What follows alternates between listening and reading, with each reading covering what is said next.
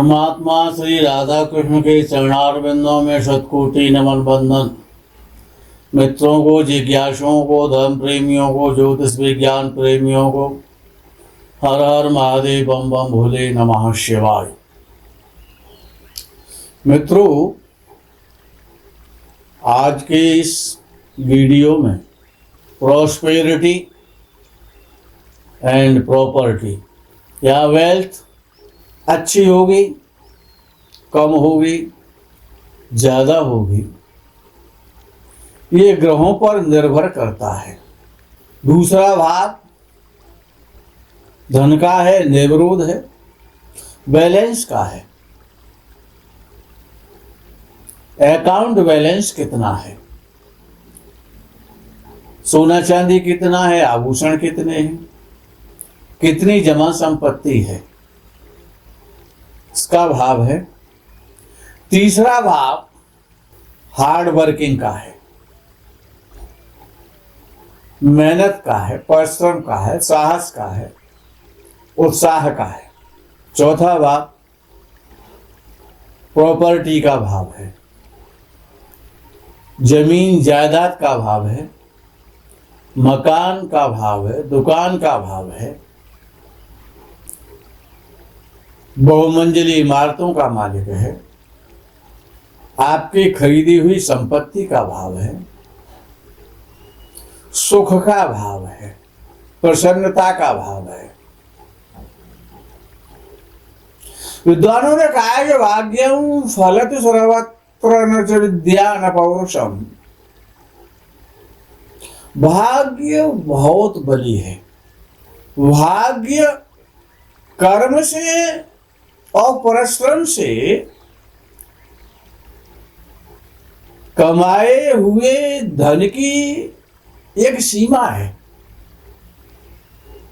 उस सीमा पे जाकर के वो स्टॉप लगाएगा। लेकिन ये भाग्य साथ दे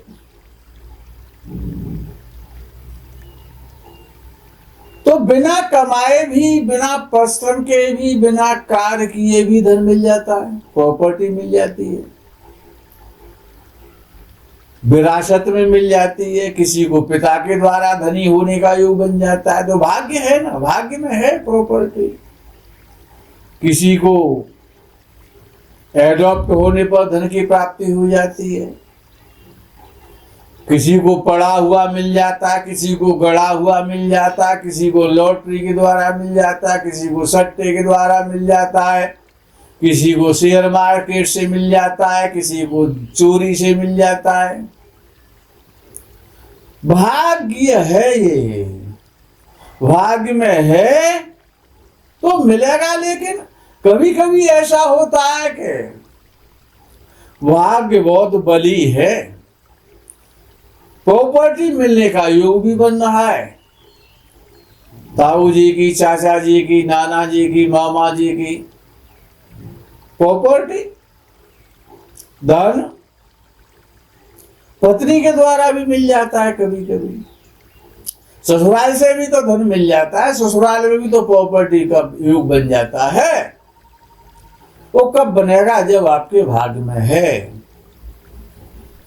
इसीलिए विद्वानों का भाग्यम फलति सर्वत्र न च विद्या न पौरुषम। लक्ष्मी की कृपा हो जाए तो भाग्य है।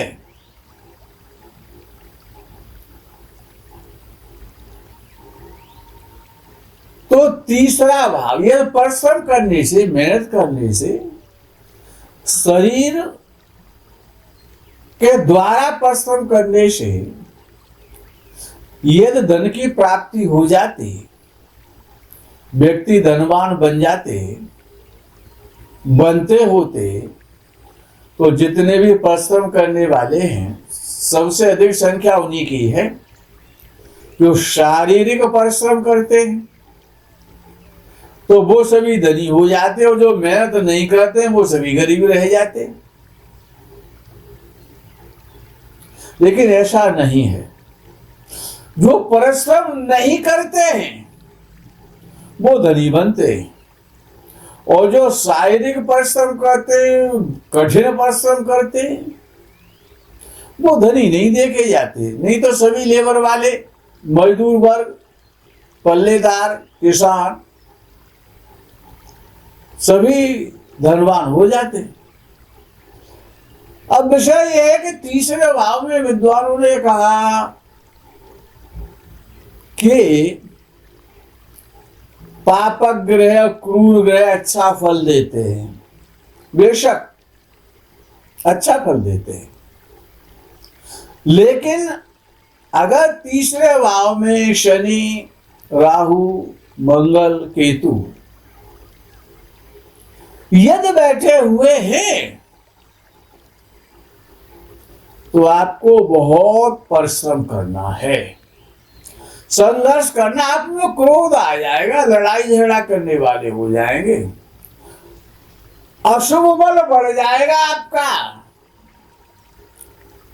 बल तो बढ़ेगा लेकिन वो अशुभ है ग्रह, शुभ नहीं है। और जैसे एक पाप कर्तरी दोष होता है, योग तो उसको नहीं कह सकते, दोष कह सकते हैं। ऐसे ही जब तीसरे भाव में इधर शनि, राहु, मंगल, केतु बैठे हुए हैं, इनमें से 2 बैठे, इनमें से 3 बैठे, इनमें से 1 बैठा है, तो दूसरा भाव पीड़ित होगा लग्न कुंडली का, और चौथा भाव भी पीड़ित होगा। भाई पाप कर्तरी एक तरफा तो बन ही गया। भाई मान लिया कि लगन में शुभ ग्रह नहीं बैठे, या शुभ ग्रह बैठे या लगन खाली है, लेकिन अगर तीसरे भाव में जब पापक ग्रह बैठता है, ये 4 बड़े पापी हैं।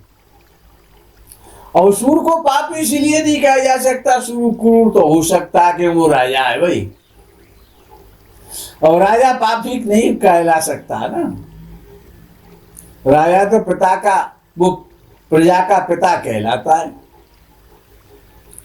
उसमें सात्विकता भी है। तो ये 4 ग्रहों में से सूर्य, राहु, शनि, मंगल, केतु में से यदि कोई सा भी ग्रह जब तीसरे भाव में बैठेगा तो वो धन की कमी करेगा, प्रॉपर्टी में भी परेशानी होगी, चौथा भाव जो सुखों का भाव है उसमें भी परेशानी आएगी, और दूसरे भाव को भी, धन भाव को भी परेशानी आएगी। और जब तीसरे भाव में जब पापक ग्रह बैठेंगे, शनि, राहु, मंगल, केतु, तो उनकी दृष्टि कहाँ होगी? भाग्य स्थान पर होगी, तो भाग्य भी पीड़ित होगा। इसलिए जो ये कहते हैं कि तीसरे भाव में पापक ग्रह सूर्य, मंगल, शनि, राहु, मंगल, केतु अच्छा फल देते हैं, वो देते तो हैं, लेकिन वो प्रॉपर्टी के लिए और प्रॉस्पेरिटी के लिए, वेल्थ के लिए हानिकारक हैं। आपके भाग्य में बाधा है वो एक।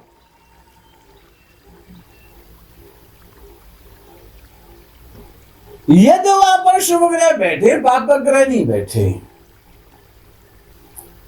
चंद्र बैठा है, शुक्ल पक्ष का चंद्र बैठा है, अच्छा चंद्र बैठा है, बृहस्पति बैठा है, शुक्र बैठा है, तो ये ग्रह आपकी प्रॉस्पेरिटी के लिए, आपकी प्रॉपर्टी के लिए बहुत शुभ है। आपके भाग्य स्थान पर उनकी दृष्टि जाएगी तो भाग्य बली हो जाएगा, भाग्य से भी मिलेगा। जो भी शुभ कार्य करेंगे, अब आप अशुभ कार्य नहीं कर सकते, आप किसी से झगड़ा नहीं कर सकते, क्रोध नहीं कर सकते, बाहुबल तो बढ़ा लेकिन शुभ बल बढ़ा। तो तीसरा भाव भुजाओं का है ना, बाहुओं का है, आर्म्स का है, हथियारों का भाव है, झगड़े का भाव है, क्रोध का भाव है, उत्साह का भाव है, पराक्रम का भाव है, मेहनत का भाव है, स्मॉल ट्रेवल का भाव है,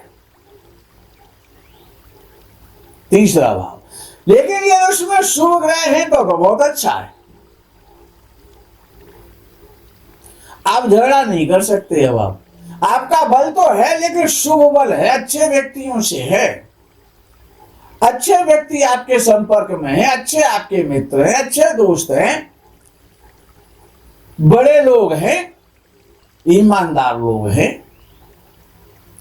आपके कार्य जो है वो शुभ है। शक्ति का अब आप दुरुपयोग नहीं करेंगे, सदुपयोग करेंगे, समाज सेवा करेंगे, समाज से आपको सम्मान मिलेगा, प्रसिद्धि मिलेगी। शुभ ग्रह होने से आपकी शुभ बल की शुभता बढ़ रही है। बली तो वो हाउस है तो उसका ये देखना, अब उसमें जब अब दूसरा भाव बली हो जाएगा ना, दूसरे से दूसरे में शुभ ग्रह बैठे हैं। नियम यह है कि जिस भाव में भी शुभ ग्रह बैठा है, किसी भी भाव में शुभ ग्रह बैठा है, तो आगे वाले भाव को शुभ कर देता है, पीछे वाले को भी शुभ कर देता है, दोनों का पड़ोसी हो गया ना। पड़ोसी अच्छा है तो आप टेंशन फ्री हो गए, और पड़ोसी चोर है, पड़ोसी शराबी है, पड़ोसी जुआरी है, उसके यहाँ गलत लोग आते हैं, उसकी संगति गलत है और स्वयं भी गलत है, और दोनों पड़ोसी परेशान होंगे, आगे वाला भी होगा, पीछे वाला वही होगा। ऐसे ही ये ग्रह है। तो तीसरे भाव में प्रॉपर्टीवान होने के लिए, धन समृद्धिवान होने के लिए, जमीन जायदाद का अच्छा योग बनाने के लिए तीसरे भाव में देखो कैसे ग्रह बैठे हैं, क्योंकि उनकी दृष्टि भाग्य स्थान पर भी होगी। चौथे भाव को भी वो प्रभावित करेंगे और दूसरे भाव को भी प्रभावित करेंगे, लगन से जो धन भाव है। जब शुभ ग्रह होंगे तो आप काम नहीं करेंगे, फिर आप कठिन कार्य नहीं कर सकते, वर्क हार्ड नहीं कर सकते, हार्ड वर्क नहीं करेंगे अब आप। और जब आप परिश्रम शरीर से नहीं करेंगे तो धनवान तो बन जाएगा, नियम तो यही कहलाता है ना। शुभ ग्रह परिश्रम नहीं कराता है, अशुभ ग्रह पाप ग्रह परिश्रम कराते हैं, और वो परिश्रम का अभाव है।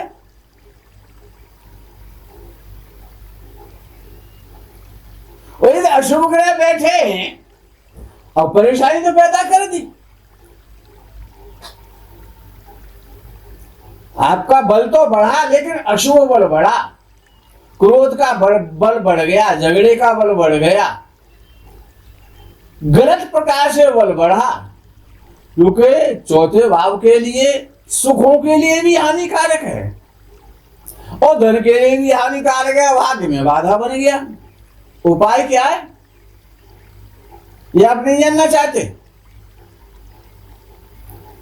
अगर सपोज करोगे तीसरे भाव में शुभ ग्रह भी बैठे हैं और अशुभ ग्रह भी बैठे हैं, अच्छा शुक्र भी बैठा है, शनि भी बैठा है, तो आप फिर चिंता में लग जाएंगे कि अब क्या करना चाहिए भाई, अब हमारा क्या होगा। अरे होगा तो वही जो नियम है कि जब शनि की दशा आएगी तो परेशान करेगी और शुक्र की दशा आएगी तब आपको अच्छा फल देगी, धन भी बढ़ेगा, संपत्ति भी बढ़ेगी, भाग्य भी बली हो जाएगा, भाग्य से भी साथ देने लग जाएगा। और शनि मंगल राहु केतु के लिए क्या करना है, तो वो बैठे हैं तो अरे उपाय कर लो ना, तो वो भी शुभ हो जाएंगे। उपाय बहुत बड़ी चीज है, वर्षा में छाते का काम करता है। वर्षा को तो नहीं रोक सकते, अशुभ ग्रह को वहां से नहीं हटा सकते, लेकिन उसको शुभ तो कर सकते हैं। तो क्या कहते हैं, ये अगर अशुभ ग्रह बैठा है तो उसका यंत्र दान कर लो। एक भोज पत्ता आता है जो अनादिकाल से चला आ रहा है, जिसका ऋषि मुनि आज तक उपयोग करते आए, बड़ा शुद्ध और पवित्र माना गया है। उससे ज्यादा कोई पत्र, कोई कागज शुभ नहीं हो सकता है। वो रखा हुआ भी यदि घर में रखा हुआ है तब भी शुभ परिणाम देता है। और ऐसे शुद्ध और पवित्र प्रकृति प्रदत्त नैसर्गिक भोजपत्र पर जो ग्रह बैठा है, राहु बैठा है तो राहु का यंत्र बनवा लो, अष्टगंध स्याही तैयार करो और अनार की कलम से राहु का जब नक्षत्र आए उस यंत्र को लिखो, राहु का जो यंत्र है उसको 18,000 राहु के मंत्र हैं, उनसे उसको सिद्ध करो। चांदी के लॉकेट में रखो, बाजू में धारण करो चाहे गले में धारण करो। मंगल बैठा है तब भी वही स्याही बननी है और मंगल के नक्षत्रों में उसको लिखना है और उसको सिद्ध करना है मंगल के मंत्रों से। प्राण प्रतिष्ठित जरूर करना पड़ेगा, उसमें उन देवताओं का आवाहन, ऋषियों का आवाहन, मंत्रों का आवाहन, स्थापन, प्राण प्रतिष्ठा तो करनी पड़ेगी, प्रतिष्ठित तो करना पड़ेगा। सबसे सरल उपाय है, मंगल बैठा है तो मंगल का धारण कर लो। शुभ फल देगा, शुभ दे ही नहीं सकता। धनी बनाएगा, उसकी शुभता बढ़ जाएगी, धनवान हो जाओगे, भाग्यबली हो जाएगा, जो भी कार्य करेंगे सफल हो जाएगा। जो भी ग्रह बैठा है उसका यंत्र धारण कर लो, सिद्ध करके, प्राण प्रतिष्ठित करके। अब आप कहेंगे कि भाग्य स्थान में यदि शुभ ग्रह बैठे हैं तो भाग्य बली है, भाग्य से मिलेगा, जो भी मिलेगा कर्म से नहीं मिलेगा, भाग्य से मिलेगा। अब आप शारीरिक परिश्रम करने वालों में से नहीं बचे, क्यों? जब शुभ ग्रह भाग्य स्थान में बैठेंगे तो जो भी कर्म करेंगे उसमें सफलता मिलेगी। क्यों? दशम भाव से 12वां भाव है ना, पीछे वाला भाव है। शुभ ग्रह उसमें बैठेंगे तो भाग कर्म सपोर्ट करेगा, 10th हाउस बली हो जाएगा, सम्मान भी मिलेगा और धन भी मिलेगा, प्रशंसा भी मिलेगी। और अष्टम भाव बली हो जाएगा तो निरोग्य दीर्घायु रहेंगे, आप निरोग रहेंगे,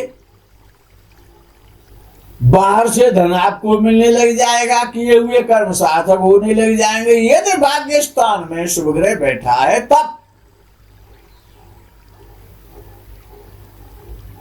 क्योंकि वो तीसरे भाव को भी देखेगा, लगन से जो तीसरा भाव है, बड़ा लाभ ही लाभ है। अगर शुभ ग्रह बैठेंगे तीसरे और भाग्य स्थान में, दोनों भाव बली हो गए। दोनों भाव बड़े महत्वपूर्ण हैं, धन से संबंध रखते हैं, कर्म से संबंध रखते हैं, जमीन जायदाद से संबंध रखते हैं, प्रॉपर्टी से संबंध रखते हैं। यही धनी बना सकते हैं भाव।